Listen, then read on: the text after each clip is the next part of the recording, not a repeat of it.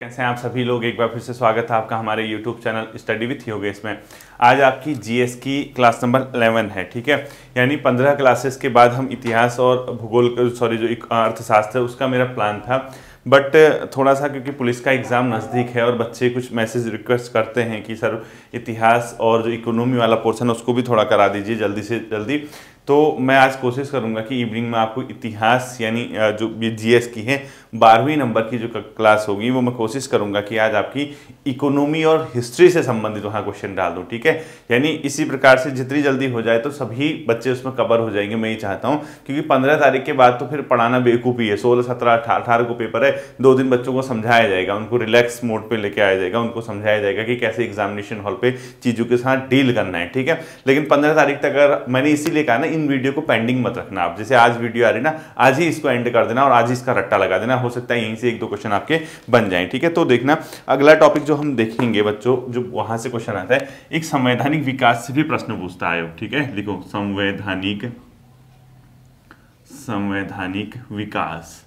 अब मैं इस चैप्टर से जो है, ये तो बहुत बड़ा चैप्टर है, इससे हर टाइप का क्वेश्चन नहीं पढ़ा सकता हूं मैं। तो पहला क्वेश्चन आप लोग लिखो, रेगुलेटिंग एक्ट किस वर्ष से पारित किया गया था, ठीक है। पहला लिखो आप रेगुलेटिंग एक्ट, ठीक है।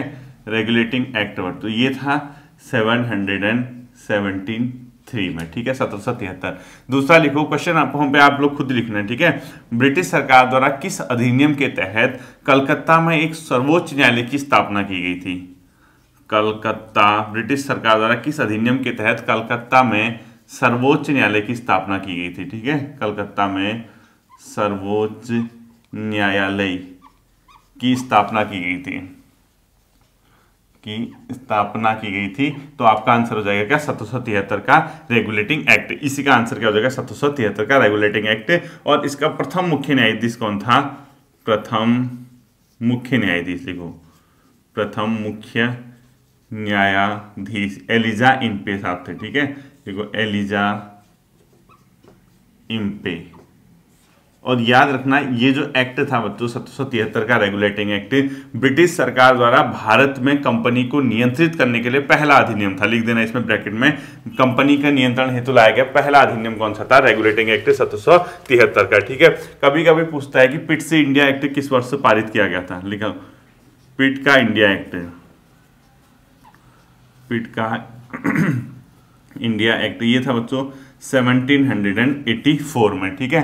1784 में पिट का इंडिया एक्ट पारित हुआ था। और यहां याद रखना इसमें जो पहली बार नियंत्रण परिषद यानी बोर्ड ऑफ कंट्रोल की स्थापना की गई थी, ठीक है। इसमें लिखो बोर्ड ऑफ कंट्रोल की स्थापना की गई थी, बोर्ड ऑफ कंट्रोल की स्थापना यानी नियंत्रण परिषद लिखना है, ठीक है। इसको बोर्ड ऑफ कंट्रोल यानी नियंत्रण बोर्ड की स्थापना की गई थी, किसके तहत, पिट से इंडिया एक्ट के तहत। अगला लिखो भारत में मुक्त व्यापार प्रणाली, ब्रिटिश सरकार द्वारा भारत में मुक्त व्यापार प्रणाली, बहुत इंपॉर्टेंट है। पहले क्या था ना, सिर्फ ब्रिटिश कंपनी करती थी भारत के साथ व्यापार, तो उसके बाद क्या कर दिया गया, मुक्त व्यापार प्रणाली शुरू की गई। अर्थात अब कंपनी के अलावा अन्य लोग भी भारत के साथ क्या कर सकते थे, व्यापार, इसलिए इसको मुक्त व्यापार प्रणाली कहा गया 1813 में। और इसी 1813 में भारत में क्या किया गया था, जो ईसाई मिशनरीज होते हैं यानी जो ईसाई धर्म के प्रचार प्रसारक होते हैं, उनको भारत में धर्म के प्रचार की क्या दी गई, अनुमति दी गई थी, ठीक है। तो इसी में लिखो ईसाई मिशनरियों को 1813 में ही लिखना है, ठीक है। ईसाई मिशनरियों को भारत में कार्य करने का अधिकार दिया गया था और भारत में मुक्त व्यापार प्रणाली भी, ठीक है।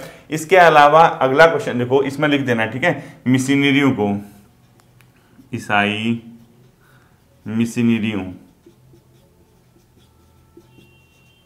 को भारत में कार्य करने की अनुमति, भारत में कार्य, इसका मतलब हुआ कि भारत में धर्म प्रचार वो कर सकते थे, ठीक है। अगला देखो, किस अधिनियम के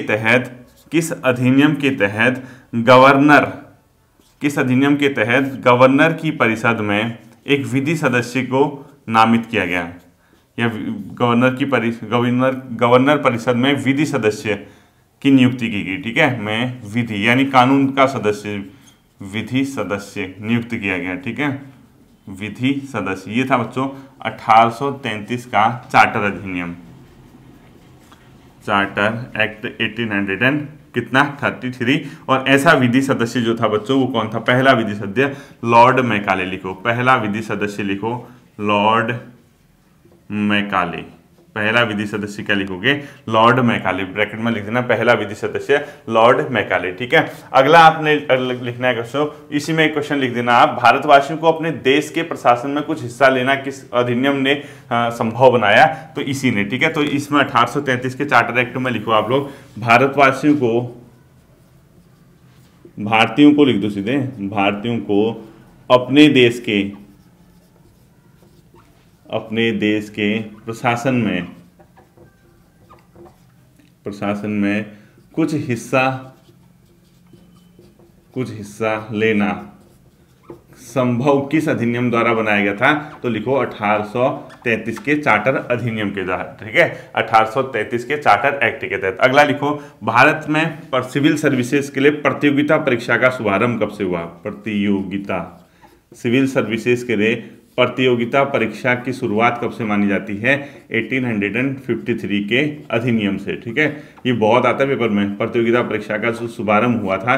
पहले प्रतियोगिता परीक्षा नहीं होती थी बच्चों सिविल सर्विसेज के लिए, तो भारत में जो प्रतियोगिता परीक्षाएं शुरू हुई सिविल सर्विसेज के लिए ब्रिटिश के अधीन, वो कब से शुरू हुई थी? अपने आप में अगर क्वेश्चन पूछता है तो आपका आंसर हो जाएगा क्या? 1853 के चार्टर अधिनियम के तहत। ठीक है, ये बहुत मतलब अपने आप में एक अच्छा खासा चैप्टर है, इससे क्वेश्चन पूछा जाता है, तो जो इंपोर्टेंट होंगे वो मैं आपको बता दूंगा। ठीक है, इसके बाद जो अगला आता है, यहीं पे आप लोगों को लिखना है, वो क्या लिखना है? तो यहाँ पे इंपोर्टेंट है, भारतीय विधान परिषद को बजट पर बहस करने का अधिकार। भारतीय विधान परिषद को बजट पर बहस करने का अधिकार मिला था 1892 के अपने आप में भारत परिषद अधिनियम से। ठीक है, लिखो 1892 के 1892 के भारत परिषद अधिनियम से। भारत परिषद अधिनियम से क्या हुआ था? भारतीय लोगों को भारतीय विधान परिषद को बजट पर बहस करने का अधिकार दिया गया था। ठीक है, अगला लिखना है आपको, मोस्ट इंपोर्टेंट कर देना, भारत में संघीय न्यायालय, भारत में संघीय यानी सेंट्रल लेवल पे, ठीक है, न्यायालय का प्रावधान किस अधिनियम में लाया गया था? तो लाया गया था 1935 के भारत शासन अधिनियम में। ठीक है, 1935 का भारत शासन अधिनियम लिख दो। ठीक है, भारत शासन अधिनियम लिख दो इसको, 1935 का। इसी के तहत भारत में एक संघीय न्यायालय की स्थापना हुई थी, और ये संघीय न्यायालय की स्थापना कब हुई अगर पूछता है तो इसकी डेट है बच्चों अक्टूबर 1937। ठीक है, तो लिखो 1 अक्टूबर, नहीं इसको इसी तो लिखो 1937 में। ठीक है, और इसका प्रथम न्यायाधीश जो थे, चीफ जस्टिस जो थे, मैरिस गुएयर थे। ठीक है, लिखो प्रथम मुख्य न्यायाधीश मैरिस गुएयर। ठीक है, इसके प्रथम क्या थे? मुख्य न्यायाधीश से संघीय न्यायालय के लिए। ठीक, अगला लिखना है आपको, केंद्र में द्वैत शासन किस अधिनियम के तहत लाया गया? बहुत इंपोर्टेंट है, अभी बताता हूं। केंद्र में द्वैत शासन का मतलब बच्चों डायरकी होता है। ठीक है, यानी इसमें क्या किया था, जो कानून बनाने के सब्जेक्ट थे इसको दो विषयों में बांटा गया। एक को बोला गया आरक्षित, जिसपे गवर्नर और उसकी परिषद कानून बनाती थी, दूसरे को बोलते हस्तांतरित। अभी इतना समझ जाओ आप। ठीक है, बस ये द्वैत शासन मतलब दो अलग अलग तरीके से कानून बनता था, एक कुछ सब्जेक्ट में कानून ये लोग बनाते थे, कुछ में ये बनाते थे, बस इतना संबंध है। तो केंद्र में द्वैत शासन लाया गया था 1935 के उसी से भारत शासन एक्ट से। ठीक है, भारत शासन एक्ट से लाया गया था, और 1935 के भारत शासन अधिनियम से केंद्र में द्वैत शासन लाया गया था, लेकिन प्रांत से द्वैत शासन समाप्त किया गया था। यहीं पे लिखो, प्रांत से द्वैत शासन समाप्त, जो प्रांत यानी राज्य होते थे। ठीक है, समाप्त। और अब आपके दिमाग में क्वेश्चन आना चाहिए, सर अगर प्रांत में द्वैत शासन समाप्त हुआ तो प्रांत में द्वैत शासन लागू कब से हुआ? तो यहां पे लिखो, प्रांत में द्वैत शासन लागू, प्रांत में द्वैत शासन लागू ये हुआ था बच्चों 1919 के भारत शासन अधिनियम से। ठीक है, 1919 के एक्ट से लिखो, 1919 के अधिनियम से, और इसी को बोला जाता है Montagu Chelmsford Act. Montagu Chelmsford अधिनियम किस वर्ष पारित हुआ पूछता है, ये हुआ था 1919 में, इसी को बोला जाता है, ठीक है, भारत जो 1919 का एक्ट है, ये भी इंपॉर्टेंट क्वेश्चन है। अगला लिखना है आपको, भारतीय विधायिका प्रथम बार द्विसदनी कब बनी थी, ठीक है। जो आपने 1919 का एक्ट लिखा ना, इसी में आपको एक क्वेश्चन आना चाहिए, जो भारत की विधायिका, जैसे आप संसद बोलते हैं ना, लोकसभा राज्यसभा, ये दो सदन का जो कॉन्सेप्ट आया ना, वो इसी से आया, ठीक है। तो लिखो भारतीय विधायिका, यहां दिख जाएगा ना, हाँ, भारतीय विधायिका प्रथम बार द्विसदनी कब बनी थी, भारतीय विधायिका प्रथम बार द्विसदनी, मतलब उसके दो सदन होंगे, ठीक है, द्विसदनी किस अधिनियम से बनी थी पूछता है, तो 1919 के अधिनियम से। आपका इंपोर्टेंट क्वेश्चन हो जाएगा, 1919 के अधिनियम से, मॉन्टेग्यू जेम्स रिपोर्ट। अगला लिखो, राष्ट्रपति को अध्यादेश जारी करने की शक्ति कौन सा अधिनियम देता है, वो देता है 1935 का एक्ट, ठीक है। लिखो, राष्ट्रपति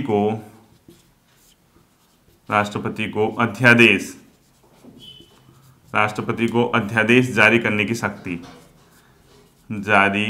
की शक्ति किस अधिनियम से मिली, तो लिखो 1935 के भारत शासन अधिनियम से मिली, ठीक है, ये इंपॉर्टेंट है। अब अध्यादेश कौन से आर्टिकल के तहत होता है, आपको ये भी पता होगा। वर्तमान में आर्टिकल नंबर 123 भारतीय संविधान का ऐसा है जो कि राष्ट्रपति को संसद के सत्र न होने की दशा में अध्यादेश जारी करने की शक्ति देता है। और अध्यादेश वही चीज होती है जो एक संसद द्वारा बनाया गया कानून होता है, उसकी इक्वल क्या होती है, वैल्यू होती है, यानी मान्यता होती है, ठीक है। ये क्वेश्चन भी इंपॉर्टेंट है। अगला आपने लिखना है, यहां पर से लिख देना राष्ट्रपति के बाद, ठीक है। संवैधानिक निरंकुशता का सिद्धांत कौन सा अधिनियम कहलाता है, संवैधानिक निरंकुशता,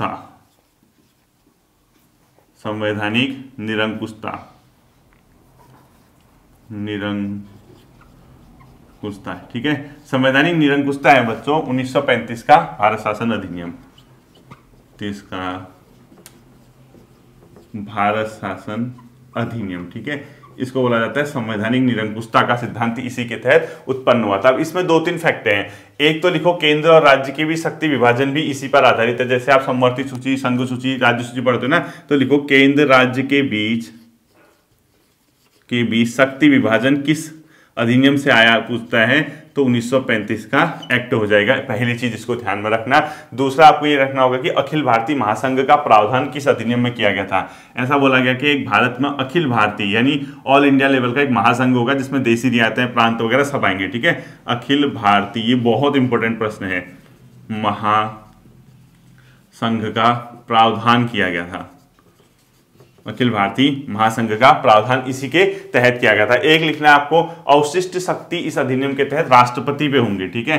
यानी अगर ये क्वेश्चन पूछता है कि 1935 के अधिनियम के तहत अवशिष्ट शक्तियां किस में होंगी, तो राष्ट्रपति में, यानी वो गवर्नर था, ठीक है, उस टाइम पे गवर्नर, या इसी को बोला गया राष्ट्रपति जो था, ठीक है।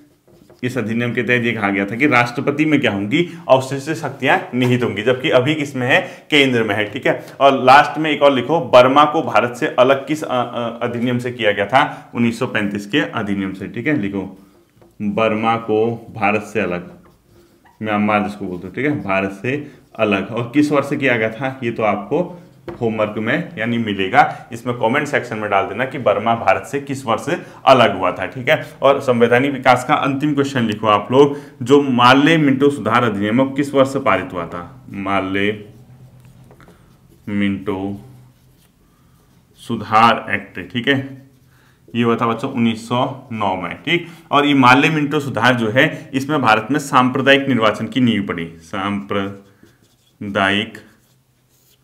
निर्वाचन की शुरुआत, ठीक है। अगर कभी पूछता है भारत में सांप्रदायिक निर्वाचन की शुरुआत किस मतलब अपने आप में अधिनियम से हुई, तो मार्ले मिंटो सुधार एक्ट 1909 से इसकी शुरुआत हुई थी, ठीक है। तो संवैधानिक विकास के जो इंपॉर्टेंट पॉइंट हो सकते हैं वो मैंने आपको करा दी। फिर बाकी तो ये बहुत लंबा चैप्टर है बच्चों, ये इतनी जल्दी कहाँ खत्म होता है, 3 क्लासेस तो इसको डीप पढ़ाने में लग जाती हैं।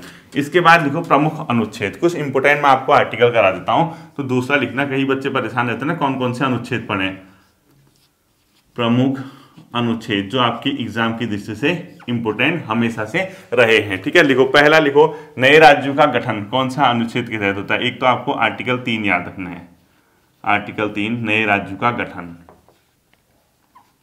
आगे पीछे करूंगा चल जाएगा, ठीक है, नए राज्यों का गठन।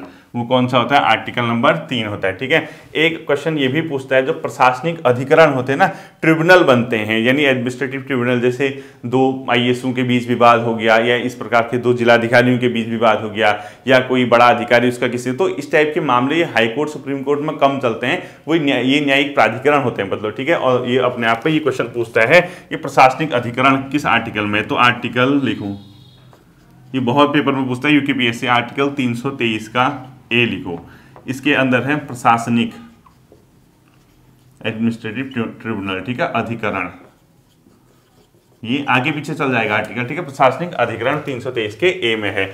इसके अलावा एक आपको पता होना चाहिए कि वित्त विधेयक कौन से अनुच्छेद के तहत आते हैं, तो आर्टिकल 117 इसमें आता है बच्चों वित्त विधेयक।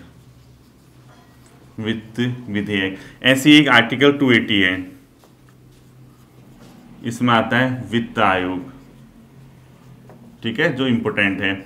ऐसे ही आपका कौन सा है, आर्टिकल 324 है, चुनाव आयोग,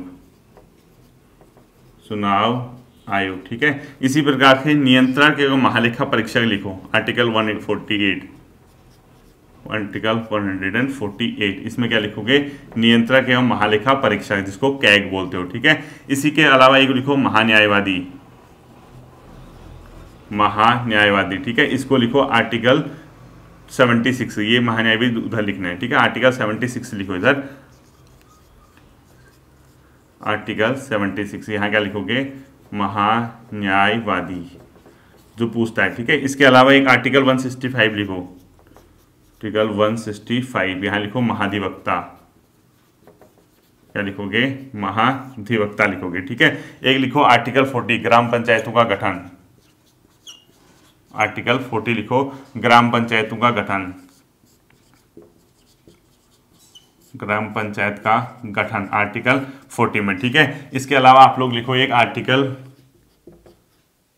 44, इसमें क्या लिखोगे, समान नागरिक संहिता, यूनिफॉर्म सिविल कोड, समान नागरिक संहिता लिखोगे। ठीक है, बाकी आर्टिकल तो जो टॉपिक आएगा, आप जैसे मूल अधिकार के हैं या इस टाइप के, वो तो मैं कराऊंगा ही कराऊंगा। ठीक है, उसमें परेशान मत होना, वो तो मूल अधिकार के अंदर आएंगे या मौलिक कर्तव्य, वो तो मैं करा ही चुका हूँ। ठीक है, इसके अलावा आप लिखो आर्टिकल नंबर 75, जिसमें प्रधानमंत्री व मंत्रिपरिषद की नियुक्ति के बारे में प्रावधान है। ठीक है, लिखो आर्टिकल 75, इसमें क्या है, PM प्लस मंत्री परिषद, यानी कौन सा, सेंटर का, उसका गठन का प्रावधान किया गया है। ठीक है, इसी प्रकार से आप लोग लिखो एक आर्टिकल 164 लिखो, आर्टिकल 164, इसमें क्या क्या है, CM प्लस मंत्री परिषद, मंत्री परिषद। ठीक है, एक लिखो आर्टिकल 169,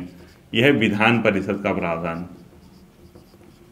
विधान परिषद। एक लिखो आर्टिकल 170, आर्टिकल 170, इसमें है विधानसभा का प्रावधान। ठीक है, एक लिखो आर्टिकल 226, हाईकोर्ट द्वारा रिट, हाईकोर्ट द्वारा रिट जारी करने की जो शक्ति है वो 226 में। ठीक है, एक आर्टिकल 124 लिखो, आर्टिकल 124, इसमें क्या है, अपने आप में प्रावधान, इसमें है सुप्रीम कोर्ट, सुप्रीम कोर्ट से संबंधित प्रावधान किया गया। ठीक है, एक लिखो आप लोग आर्टिकल 143, आर्टिकल 143, इसमें लिखो राष्ट्रपति द्वारा सुप्रीम कोर्ट से परामर्श लेने की शक्ति, यानी राष्ट्रपति और सुप्रीम कोर्ट के परामर्श। ठीक है, लिखो ऐसे, प्रेसिडेंट व सुप्रीम कोर्ट का परामर्शदात्री, परामर्श का संबंध कौन सा है, बहुत आता है पेपर में, आर्टिकल नंबर 143। ठीक है, एक लिखो आर्टिकल 123, आर्टिकल 123, ये क्या है, राष्ट्रपति द्वारा अध्यादेश जारी करने की शक्ति। ठीक है, राष्ट्रपति द्वारा अध्यादेश जारी करने की शक्ति। इसके बाद अगला देखो, इसके बाद देखना थोड़ा बच्चे कुछ यहाँ पे कंफ्यूज कर सकते हैं, आर्टिकल 75 में जहाँ मैंने PM और मंत्रिपरिषद लिखा है। ठीक है, इसके ब्रैकेट में PM और मंत्रिपरिषद लिखा है ना, इसके ब्रैकेट में नियुक्ति संबंधी प्रावधान लिख देना। इसके ब्रैकेट में क्या लिखोगे, नियुक्ति संबंधित प्रावधान, यानी आर्टिकल 75 में प्रधानमंत्री व अन्य मंत्रिपरिषद की नियुक्ति के संबंध में प्रावधान है, और 74 अगर पूछता है तो वहां पर केंद्रीय मंत्रिपरिषद का प्रावधान है। ठीक है, लिखो आर्टिकल 74, इसमें आता है केंद्रीय मंत्रिपरिषद, और वो क्या है, नियुक्ति संबंधी, केंद्रीय मंत्रिपरिषद, यानी राष्ट्रपति की सहायता और सलाह के लिए एक मंत्रिपरिषद होगी जिसका प्रधान प्रधानमंत्री होगा। ये 74 में कहा गया और वो नियुक्ति से संबंधित प्रावधान है। ठीक है, एक मोस्ट इंपोर्टेंट लिखो, अखिल भारतीय सेवाएं। अखिल भारतीय सेवाएं, ये इसका प्रावधान किसमें है? आर्टिकल 312। और इनका गठन कौन करता है? राज्यसभा। कभी अगर क्वेश्चन पूछेगा कि अखिल भारतीय सेवाओं का गठन किसके द्वारा किया जाता है, तो राज्यसभा आपके मुंह जबान में होना चाहिए सीधे। ठीक है, अगला लिखो आप, संघ लोक सेवा आयोग का प्रावधान किस अनुच्छेद में? UPSC article 315। संघ लोक सेवा आयोग का प्रावधान किसमें? आर्टिकल नंबर 315 में। इसको भी आपको क्या करना है? ध्यान में रखना है। ठीक है, इसके बाद जो अगला आता है आपका, समान न्याय व निःशुल्क विधिक सहायता। समान न्याय व निःशुल्क विधिक सहायता। यह है बच्चों आर्टिकल 39 का ए। ठीक है, आर्टिकल 39 का ए है, समान न्याय व निःशुल्क विधिक सहायता। इसके अलावा 3 आपात आपको पता होगा। राष्ट्रीय आपात किसमें है? ये तो पता ही है आपको। ठीक है, राष्ट्रीय आपात मैंने करा दिया, राष्ट्रपति शासन मैंने कराया हुआ है, और इसके अलावा वित्तीय आपात, ये 3 के 3 मैंने आपको करा रखे हैं। ठीक है, वित्तीय आपात, इसमें लिखो 352, आर्टिकल 352, इसमें लिखो 356 और इसमें लिखो 360। ये 3 के 3 आर्टिकल आपको क्या होने चाहिए? ध्यान में होने चाहिए। ठीक है, इसके अलावा जो बच्चों अगला आता है वो आपके जो भी आर्टिकल होंगे इसके अलावा वो मैं आपको करा दूंगा। इंपोर्टेंट यही है, इसी से प्रश्न पूछा जाता है बेसिकली, इससे बाहर आपका नहीं जाता है। इसके अलावा जो मैंने कल एक वीडियो बनाई थी जिसमें आपको संवैधानिक संशोधन पढ़ाए थे, उसमें कुछ बच्चों को एक कन्फ्यूजन हो गया कि सर 92वां संविधान संशोधन, 92nd कॉन्स्टिट्यूशनल अमेंडमेंट 2003 का अधिनियम है, इसमें कंफ्यूज हो गया होगा आपको, जबकि 2004 में वो चीजें लागू हुई। ठीक है, अब मैंने वो सीधे लिख रखा है कि आपका 2004 में लागू हुई, तो इसको कंफ्यूज मत करना आप लोग। ठीक है, वो एक्ट पूछता है अधिनियम किस वर्ष का है, तो 92वां संविधान संशोधन अधिनियम 2003 का है। चीजें 2004 से अपने आप में अस्तित्व में आती हैं। ठीक है, ये इस टाइप का बच्चों को कंफ्यूज हो गया था। इसके अलावा जो अगला चीज आता है बच्चों, अब वो जियोग्राफी का चीज हम देखेंगे, वहां आपको प्रमुख पर्वत श्रेणियां लिखनी है। ठीक है, तो थर्ड टॉपिक लिखो आप लोग, भारत का चलने लगे। ठीक है, पर्वत श्रेणियां महत्वपूर्ण। एक देखो आप निर्माण के आधार पर, ठीक है, निर्माण समय के आधार पर, तो ये कैसे हैं? देखो सबसे पहले कौन सा आता है? बृहत हिमालय। ठीक है, इसके बाद आता है लघु या मध्य हिमालय, ये ऐसे लगा देता हूं। ठीक है, लघु व मध्य हिमालय। तीसरा आता है बच्चों शिवालिक हिमालय, और ये सबसे नवीन है। ठीक है, अगर ये पूछता है कि इसमें सबसे नवीन कौन सा है, शिवालिक हिमालय। दूसरा क्वेश्चन पूछता है लघु व मध्य हिमालय किन के मध्य है, तो आपका किसके मध्य आ जाएगा? ये पूछेगा अगर लघु या मध्य हिमालय किसके मध्य है, आप क्या बताओगे? बृहत व शिवालिक के मध्य है। जबकि हिमालय की सबसे नवीन श्रेणी पूछता है तो शिवालिक हिमालय कहलाती। इसको भी आप लोग क्या करोगे? ध्यान में रखोगे। ठीक है, कंफ्यूज मत करना। इसके बाद जो शिवालिक है उसकी जो एवरेज हाइट है, शिवालिक है इनकी औसत ऊंचाई कितनी है? लगभग 850 से 1200 मीटर। ठीक है, 850 से 1200 मीटर तक की इनकी क्या है? एवरेज हाइट है। इसको भी आप लोग क्या रखोगे? ध्यान में रखोगे। और किस काल में इनका निर्माण हुआ? सेनोजोइक काल में निर्माण लिखो। ये जियोग्राफिकल टाइम होते हैं ना, सेनोजोइक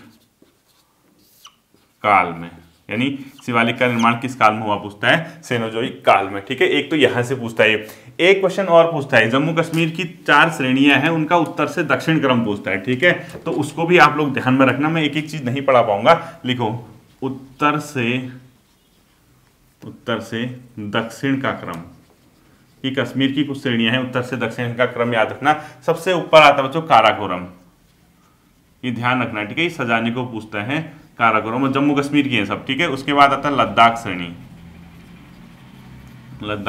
फिर आता है आपका जास्कर श्रेणी, फिर आता है आपका पीर पंजाल श्रेणी, और लास्ट में आता है बच्चों धौलाधार श्रेणी, धौलाधार। ये जो क्रम है ये कैसा हो गया, उत्तर से दक्षिण, यानी जब आप सबसे नॉर्दर्न पोर्शन में जाओगे ऐसे ऐसे आपको ऐसे एक श्रेणी दिखी काराकोरम, उसके ऐसे लद्दाख, फिर इस प्रकार से जास्कर, फिर इस प्रकार से पीर पंजाल, इस प्रकार से धौलाधार श्रेणियां अपने आप में दिखेंगी। उत्तर से दक्षिण अगर सजाने को पूछेगा तो आप लोग इसको आसानी से कर सकते हैं जितना मैं समझता हूं, ठीक है। एक कभी कभी पूर्व से पश्चिम भी पूछता है 2-3 श्रेणियों को, पूर्व से पश्चिम यानी ईस्ट से वेस्ट क्या होगा क्रम, तो वो पूछता है नेपाल वाली जो श्रेणियां है, नेपाल से बाहर कंचन लिखो, कंचनजंगा, एवरेस्ट और अन्नपूर्णा, ठीक है। कंचनजंगा उसके ईस्ट वेस्ट में आएगा आपका एवरेस्ट, उसके बगल में आएगा अन्नपूर्णा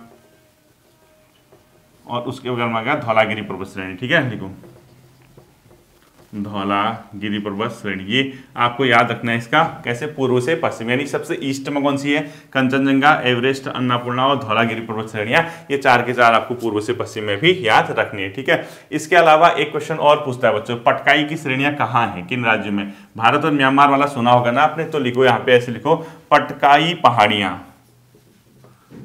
पटकाई पहाड़ियां, ये नॉर्थ ईस्ट की पहाड़ियां हैं बच्चों। इसमें आपको ये पता होना चाहिए किन राज्यों में फैली है, असम, मणिपुर, मेघालय, मिजोरम, नागालैंड। लिखो असम, मणिपुर,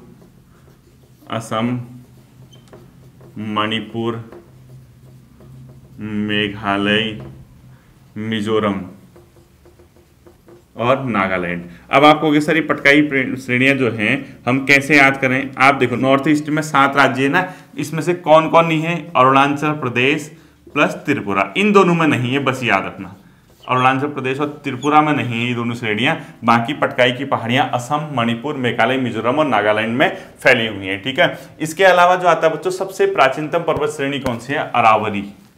लिखो अवशिष्ट पर्वत का एग्जाम्पल है, ठीक है। प्राचीनतम कौन सी है, अरावली, राजस्थान वगैरह में फैली है, राजस्थान से दिल्ली वगैरह तक पूरी, और ये सबसे क्या है, अवशिष्ट पर्वत का, रेसिड्यूल सुना होगा आपने, अवशिष्ट पर्वत का उदाहरण है, ठीक है, जब उसके अवशेष बचने वाली बात है, रेसिड्यूल पर्वत, ठीक। इसके बाद आता है बच्चों, दक्षिण भारत की सर्वोच्च चोटी कौन सी है, अनाईमुडी, ठीक है। लिखो दक्षिण भारत की सर्वोच्च चोटी, दक्षिण भारत की सर्वोच्च चोटी जो है अनाईमुडी है, ठीक है। अनाईमुडी बोलते हैं दक्षिण भारत की सबसे बड़ी चोटी, जो सबसे ऊंची है, इसको अनाईमुडी बोलते हैं। अगला एक क्वेश्चन पूछता है, सतपुड़ा जो पहाड़ है वो नर्मदा और तापी के मध्य है, ठीक है। लिखो सतपुड़ा किन 2 नदियों के मध्य है, सतपुड़ा श्रेणी जो है नर्मदा प्लस तापी। ये क्वेश्चन भी बहुत आता है कि नर्मदा और तापी के मध्य कौन सा पर्वत है, इसमें पूछता है सतपुड़ा, या इसके अलावा जो विंध्य, या इसके अलावा हरिश्चंद्र, या जो भी पूछता है, सतपुड़ा किन 2 के मध्य है अपने आप में अगर पूछेगा तो आपका सीधा सीधा आंसर होना चाहिए कि सतपुड़ा जो है नर्मदा और तापी नदी के मध्य अवस्थित है, ठीक है। अब देखना एक और लिखो, दक्षिण भारत की जो श्रेणियां, उत्तर से दक्षिण इनका क्रम, ठीक है, किनका, दक्षिण भारत की। सबसे पहले लिखो आप नल्ला मलाई की पहाड़ियां, नल्ला मलाई, इसके साउथ में जाओगे जवादी की पहाड़ियां मिलेंगी आपको, काहे की मिलेंगी, जवादी। मैप पे मैंने एक बार पूरा अच्छे से आपको कराया भी है, ठीक है, ज्योग्राफी में। जवादी के साउथ में जाओगे नीलगिरी, फिर अन्नामलाई, ठीक है, नीलगिरी लिखो, नीलगिरी, फिर अन्नामलाई, अन्नामलाई की श्रेणियां, ठीक है, अन्नामलाई। नीलगिरी पर्वत को बोला जाता है बच्चों पूर्वी और पश्चिमी घाट का मिलन बिंदु। लिखो पूर्व प्लस पश्चिमी घाट का मिलन बिंदु, पश्चिमी घाट का मिलन कहां पर होता है पूछता है तो वो नीलगिरी पे होगा, पहला पॉइंट। दूसरा, इसकी सर्वोच्च चोटी है दोदा बेटा, सर्वोच्च चोटी अगर पूछता है नीलगिरी की सर्वोच्च चोटी कौन सी है, दोधा बेटा, ठीक है। यानी सबसे बड़ी चोटी जो है नीलगिरी की वो कौन सी अपने आप में, दोदा बेटा। लिखो दोदा बेटा लिख दो, दोदा बेटा कर दो ऐसे, दोदा बेटा, ठीक है। ये किसकी सर्वोच्च चोटी है, नीलगिरी की सबसे बड़ी चोटी है। इसके अलावा नल्लामलाई है बच्चों आंध्र प्रदेश में, ये जो है कृष्णा प्लस पन्नरू नदी के साथ है, ठीक है, कृष्णा प्लस पन्नरू नदी में के बेसिन में है, ठीक है, इसके आसपास। जो जवादी की पहाड़ियां हैं वो है बच्चों तमिलनाडु में, कहाँ है? तमिलनाडु में। इसके अलावा जो अन्नामलाई है वो केरल वो तमिलनाडु में। इसकी सबसे बड़ी चोटी है अनाईमुडी, ठीक है, ये है केरला प्लस तमिलनाडु। अभी मैंने पढ़ाया था ना दक्षिण भारत की सर्वोच्च चोटी कौन सी है? अनाईमुडी, वो इसी की श्रेणी है। अनाईमुडी सर्वोच्च चोटी है इसकी। कभी कभी ये भी पूछता है कि दक्षिण भारत की जो सबसे बड़ी चोटी अनाईमुडी वो किस पर्वत श्रेणी का हिस्सा है, तो अन्नामलाई नीलगिरी, तो यहाँ देखना सर्वोच्च चोटी वो इसी की अपने आप में है। इसको भी आप लोग क्या रखोगे? ध्यान में रखोगे, ठीक है। इसके बाद आता है बच्चों अजंता की पहाड़ियां, लिखो ऐसे ही लिख देना रफ में, ठीक है। अजंता है बच्चों महाराष्ट्र में। कहाँ लिखोगे? महाराष्ट्र में। सतपुड़ा कहाँ से कहाँ फैला है आपको पता है? सतपुड़ा सिर्फ एमपी में नहीं है, ये गुजरात से छत्तीसगढ़ तक फैला है, छत्तीसगढ़ तक लिखो। और याद रखना अजंता केवल महाराष्ट्र में है, ये कहीं और नहीं फैला है, केवल महाराष्ट्र में है, लिख देना है, ठीक है। इसके अलावा आता है बच्चों पश्चिमी घाट को और किस नाम से जाना जाता है? सह्याद्री, लिखो पश्चिमी घाट को अन्य किस नाम से जाना जाता है? सह्याद्री, ठीक है। और ये सह्याद्री जो है अपने आप में केरला कर्नाटक, गोवा और महाराष्ट्र में इसको क्या बोला जाता है? सह्याद्री बोला जाता है, ठीक है। ध्यान रखना इसको, गोवा, महाराष्ट्र और कर्नाटक में जो पश्चिमी घाट है वो किस नाम से जाना जाता है? सह्याद्री, ठीक है। अगला आता है आपको सतमाला और कैमूर और कार्डमम, लिखो सतमाला महाराष्ट्र में, कैमूर एमपी में, ठीक है। लिखो कैमूर की पहाड़ियां एमपी, कैमूर है मध्य प्रदेश में, सतमाला महाराष्ट्र में, कार्डमम पहाड़ियां हैं केरल में, ठीक है। इलायची की पहाड़ियां भी बोलते हैं इसको, ध्यान रखना इसको। इलायची पहाड़ियां, कार्डमम की पहाड़ियां केरल में, ठीक है। सेवराई की पहाड़ियां अगर पूछता है तो तमिलनाडु में। तमिलनाडु में एक और लिखो सेवराई। सेवराई की पहाड़ियां भारत की किस राज्य में फैली है? बेसिकली तमिलनाडु में, ठीक है। इसके बाद बालाघाट, हरिश्चंद्र और सतमाला मैंने आपको पढ़ा देना। बालाघाट और हरिश्चंद्र भी लिखा कहाँ था? महाराष्ट्र वाला पढ़ाया था मैंने, ठीक है। ये बालाघाट और हरिश्चंद्र भी लिखो महाराष्ट्र में, ठीक है। क्या लिखोगे? बालाघाट प्लस हरिश्चंद्र श्रेणियां, ये कहाँ है? महाराष्ट्र में। बालाघाट व हरिश्चंद्र की श्रेणियां कहाँ पर है? महाराष्ट्र में, ठीक है। लास्ट दो लिखो मांडव पहाड़ियां गुजरात में, गड़जात ओडिशा में, ठीक है। मांडव लिखो, मांडव गुजरात में है और गुजरात लिख देना है, ठीक है। और गड़जात श्रेणियां लिखो उड़ीसा में। गड़जात कहाँ है? ओडिशा में अपने आप में है, ठीक है। इतना अगर आप देखोगे पर्वत श्रेणी वाला पोर्शन तो आपका बेसिकली पर्वत श्रेणियां भी हो जाएंगी कवर। आप इसको अच्छे से एक बार रिवाइज करके तैयार कर लेना, ठीक है। मैं मानता हूं इसको थोड़ा सा आपको जल्दबाजी, ये जो क्लासेस हैं वो तेज आपको चल रही है, लेकिन बच्चों इसके अलावा कोई ऑप्शन भी नहीं है क्योंकि इतनी जल्दी आपके पेपर हैं, तो जितनी जल्दी ये कवर होंगे उतनी जल्दी आपको उतना फायदा आपको होगा, ठीक है। फिर मिलते हैं अगले सेशन पर, अपना ध्यान रखिएगा। Thank you.